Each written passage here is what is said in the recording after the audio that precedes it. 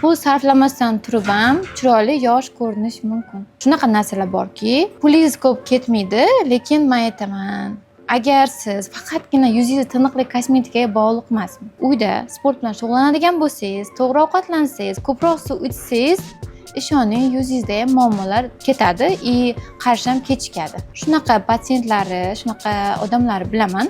Yuziga unchalik o'qit ishlatmaydi, kosmetologga kelmaydi. Lekin yashash tarzi boshqacha. Fitnes bilan shug'ullanadi, sport bilan shug'ullanadi. Sport bilan shug'ullanish uchun to'g'ri fitnesga pul to'lashingiz shart emas. U sharoitda ham qilsangiz bo'ladi. Bu bir. To'g'ri ovqatlanish ham o'zingizning qo'lingizda. Bu ikki. Quyoshdan himoyalanish ham o'zingizning qo'lingizda. Mana shu 3 ta narsani qilsangiz, kosmetologga borishingiz ham shart bo'lmaydi. Unaqa ko'p pul sarf qilishingiz ham shart bo'lmaydi kosmetikaga. Mana shu sog'lom organizm, bu yuzingiz faqat badaningiz emas, yuzingiz ham sog'lom ko'rinadi. Juda ko'p patsientlarim, tanishlarim bor shunaqa. Sport bilan shug'ullanadi faqat.